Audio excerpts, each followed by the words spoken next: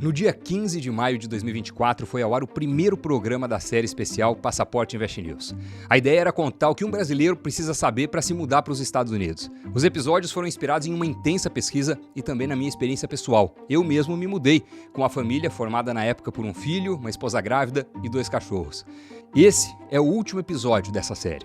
Ao longo dessa jornada, você conheceu muitos aspectos da vida no novo país, da papelada às despesas no dia a dia, da logística aos planos de saúde, da escola dos filhos ao imposto de renda, do financiamento imobiliário à dinâmica das eleições. Foram muitos assuntos, muitos episódios, muito conteúdo e para fechar com chave de ouro o Passaporte Invest News, a gente vai fazer uma retrospectiva e relembrar essa série em 5 tópicos.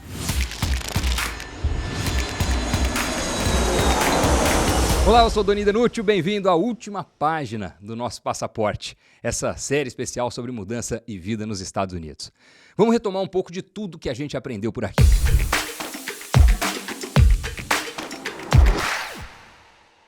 Nunca houve tantos brasileiros morando no exterior, e os Estados Unidos são o destino mais procurado. Vivem em solo americano mais de 1.900.000, quase metade de todos os brasileiros que decidiram mudar de nação. Por isso é tão importante conhecer as portas de acesso a terras americanas, e elas passam necessariamente pela conquista dos vistos. Logo no primeiro episódio, você descobriu que existem mais de 180 tipos de vistos, que se dividem entre aqueles para não imigrantes, que são provisórios, e os voltados para imigrantes, que são os vistos definitivos. O Permanent Resident Card, ou popular Green Card, é o documento de residência permanente, que permite morar e trabalhar no país. Ele pode ser adquirido com base em mais de 30 vistos diferentes. Para quem não tem parente nos Estados Unidos, nem vai se casar com um americano, os vistos EB representam o caminho mais popular entre os imigrantes. Lembrando que o Green Card, como você descobriu no segundo episódio, também traz consigo uma série de obrigações, incluindo a de permanecer parte significativa do ano nos Estados Unidos. Outra decisão fundamental é decidir onde morar no novo país, em qual dos 50 estados e das mais de 19.000 cidades. Por isso, você também conheceu os prós e contras das 4 cidades que mais têm moradores brasileiros, a comunidade brasileira mais forte: Nova York, Boston, Miami e Orlando. E avançou ainda para o passo seguinte, a mudança. Eu contei como foi a minha experiência, mostrei em detalhes as etapas, as decisões, os valores que eu paguei. E alerta de spoiler caso você não tenha assistido. Eu me arrependi de não ter deixado móveis e objetos para trás. E você também viu como eu fiz para transportar para os Estados Unidos os meus cachorros, o Rocky e a Maia, 2 gigantes peludos de mais de 40 quilos cada um. A mudança dos pets dá trabalho, tem papelada, vacinas, mas o reencontro vale qualquer esforço.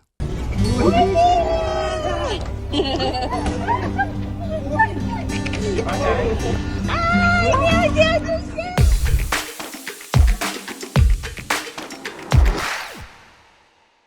Comprar uma casa significa consolidar parte do seu patrimônio em dólar. Por isso, eu te contei tudo que você precisa saber para conhecer o mercado imobiliário americano, para comprar uma residência para moradia, mas também uma casa de vacation que gera uma renda extra com locação. Para comprar um imóvel aqui, você não precisa de green card nem cidadania. A negociação acontece no estilo americano, pragmático. Você faz uma proposta e o proprietário aceita ou não.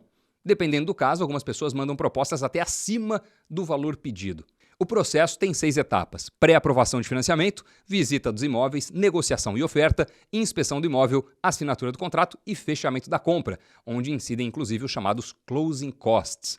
E os carros? Na comparação com o Brasil, os preços são significativamente mais baixos.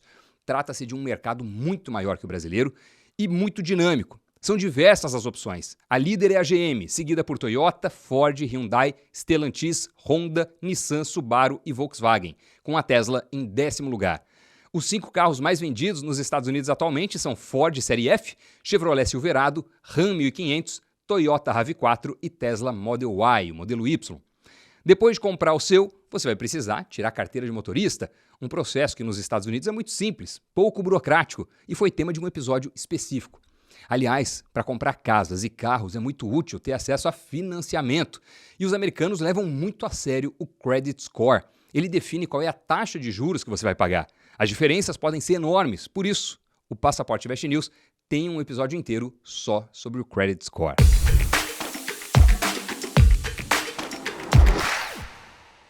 Quanto custa, afinal, viver nos Estados Unidos? Água, luz, celular, gasolina, seguro, mercado, streaming, faxina. Em um episódio especial sobre o assunto, eu abri as minhas faturas e detalhei os valores da minha realidade e também a média local. Ficou claro que produtos nos Estados Unidos são baratos, serviços são caros. Mas nós também mergulhamos em outros aspectos da vida e dos custos. Saúde, por exemplo. Você aprendeu que o sistema público existe, mas alcança uma parcela específica da população. É praticamente obrigatório comprar cobertura privada, que funciona mais como um seguro de automóvel, parecido com o que a gente está habituado no Brasil. O preço dos planos varia muito, mas em 2023 ficou em pouco mais de $8.400 no plano individual e quase $24.000 no familiar. Em geral, quanto mais você paga, menores os custos para utilizar os serviços médicos e até mesmo as farmácias, que você também conheceu em outro episódio que tratou exclusivamente do preço dos remédios. Aliás, como você descobriu em mais um episódio, um seguro de saúde para o seu pet também é altamente recomendável para evitar contratempos e pagar caro pelo atendimento, especialmente o emergencial. Muitos brasileiros que pensam em se mudar para os Estados Unidos têm ou pretendem ter filhos. A gente também falou sobre isso. Em geral, a educação não é obrigatória e costuma ser paga até os 5 anos de idade, no daycare, o chamado pre-K. Poucas escolas têm disponibilidade imediata. A alimentação varia, se você manda lanche e almoço, só almoço ou nada. O pagamento, na maior parte das vezes, é semanal. Depois chega a fase da elementary school, que vai do 1º ao 5º ano, seguida da middle school, em geral até o 8º ano. Depois a high school até o 12º, um ano a mais que o ensino médio brasileiro. O sistema americano é mais flexível, com várias disciplinas eletivas. Em geral, as notas são dadas por letras, de A a F, e as férias mais longas são no meio do ano, quando acontece o verão. Existem as escolas públicas, as privadas e as charter schools. Sobre segurança, a realidade é muito diferente da que nós experimentamos no Brasil. Em geral, é muito raro uma pessoa ser assaltada no meio da rua, mas os casos de terrorismo e de mass shooting são muito mais comuns.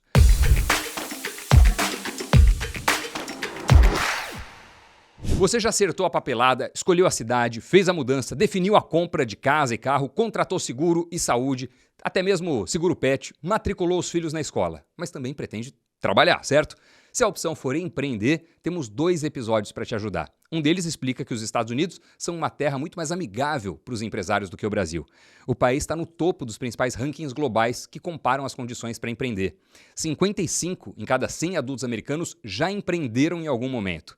São hoje 31 milhões de empreendedores e só 8% se arrependem de terem aberto um negócio. Quem mora no país também pode participar desse universo.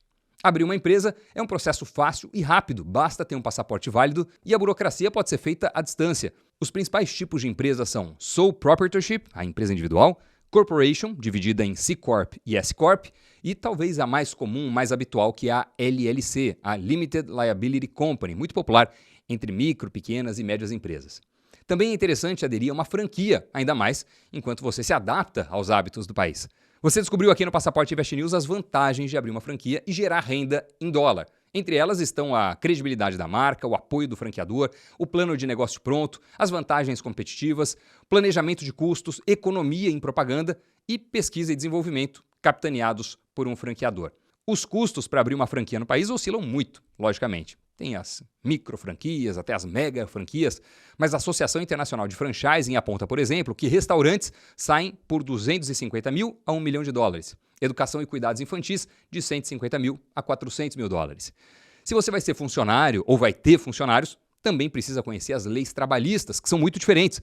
Aqui nos Estados Unidos não existe carteira de trabalho, 13º salário ou aviso prévio. E benefícios como licença maternidade, férias ou mesmo horário para alimentação são negociados caso a caso. A lei garante 12 semanas de licença maternidade, não remuneradas. O salário mínimo é estabelecido por hora e definido para cada estado.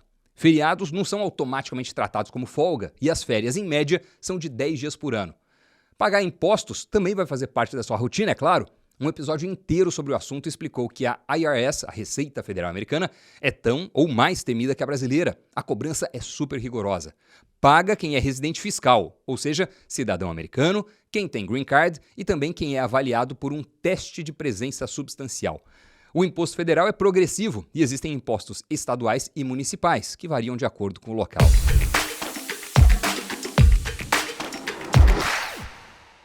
E os hábitos, os aspectos da vida que são muito diferentes nos Estados Unidos.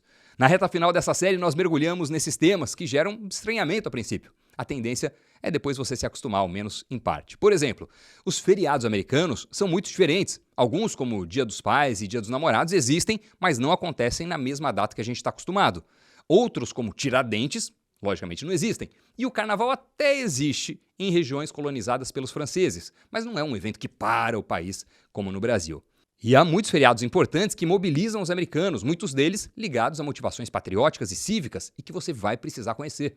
É o caso do Thanksgiving, do 4 de julho e do Memorial Day. Aliás, muitos feriados estão ligados a acontecimentos importantes dos esportes e você vai acabar obrigatoriamente conhecendo modalidades muito diferentes das que nós conhecemos no Brasil. Por isso, nós também explicamos um pouco a respeito do futebol americano, do beisebol, do basquete e do hóquei no gelo, além de contar um pouco como funciona o campeonato de futebol, o soccer. Também falamos de alimentação. Contamos que no país que mais recebe imigrantes do mundo, e isso desde o século XIX, não dá para reduzir a gastronomia local a pizza e hambúrguer. Existe uma variedade enorme de opções, inclusive muitas delas saudáveis. E as eleições? Como é possível que em uma das democracias mais consolidadas do planeta, nem sempre quem recebe mais votos individuais leva a presidência? Nós também contamos essa história para você, explicando como surgiu e se desenvolveu a participação popular no país. E assim, chegamos ao fim da nossa jornada. Eu espero que você tenha gostado e que esse conteúdo tenha ajudado você que pensa em passar uma temporada ou, quem sabe, se mudar de vez para os Estados Unidos. Muito obrigado pela companhia, pelos comentários e pela parceria ao longo de todos esses episódios. Foi uma alegria e uma honra para mim carimbar junto com você essas páginas do nosso passaporte. Te desejo toda sorte, sucesso e prosperidade e que os planos que você tenha para a sua vida e para a sua família se concretizem no país que você escolher viver, seja ele qual for. A gente se encontra por aí. Valeu, tchau!